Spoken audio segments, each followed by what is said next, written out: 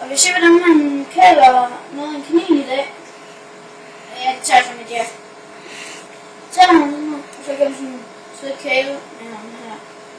Og så kan det rigtig godt lide og kæle sig under ved halsen der omkring.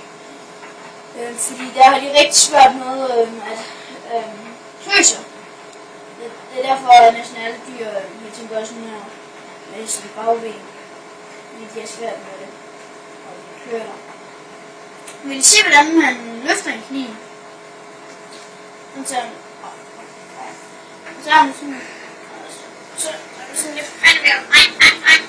Ej, nu har du det sådan, fuck af det.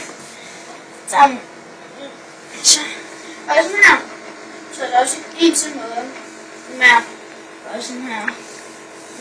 Så er den her. Så er sådan her. Så kan du sådan. Det er mere. Og helmet kan gå.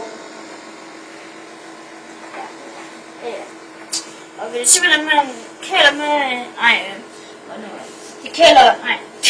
Hvordan man klipper kaninens negle. Så skal man sådan sørge for, at man læner så godt tilbage. Så kan man sådan klippe her. Det kan måske få din mor til at gøre. Det er ret svært alene.